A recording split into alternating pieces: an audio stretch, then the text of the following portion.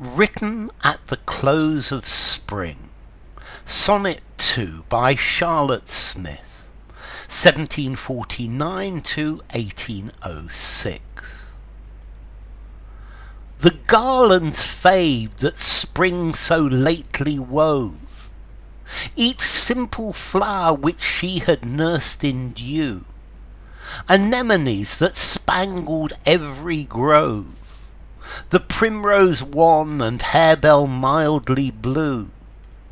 No more shall violets linger in the dell, or purple orchis variegate the plain, till spring again shall call forth every bell, and dress with humid hands her wreaths again.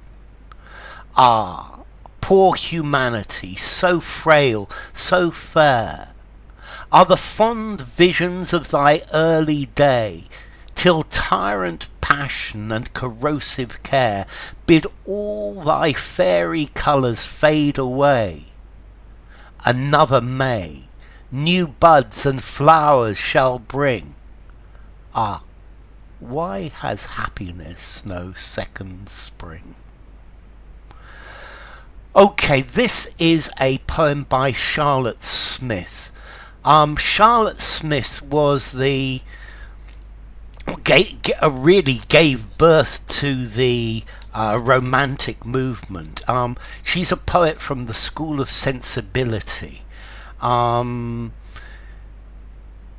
William Wordsworth appreciated her very greatly, and she is the forerunner of Wordsworth and Coleridge. She was in prison, in debtor's prison for a long time, because her husband owed money. And finally she left her husband and began to write to support her children. Trying to be an independent woman in those days was almost impossible. So let's see, what's this about? Well, this sonnet is about spring. It's about how the flowers can, every spring the flowers come back, and all of the different flowers, the beauty and youth of those flowers. However, youth and beauty for humans is something that we only have once. And this is it talks about how fragile youth and beauty and the happiness of youth is for humans. And yes, the flowers come up in spring and they flower and they're beautiful, and then they fade, but these will come back next year. But for humans, spring is not something that comes back. For human life, we only get one spring, whereas the flowers get many various different springs. The garlands fade that spring so lately wove. So the beautiful garlands of flowers, the mixtures of flowers that spring put together, they've just started to fade. Each simple flower which she had nursed in dew.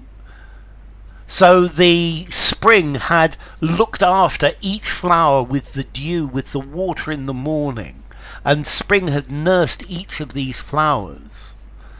Anemonies that spangled every grove. So the flowers, the colours of anemones in every little woodland place. The primrose wan. So wan means a pale colour, and the primrose has a very pale yellow colour. And hare-bell mildly blue. And the harebells are a blue colour. These are a type of campanula.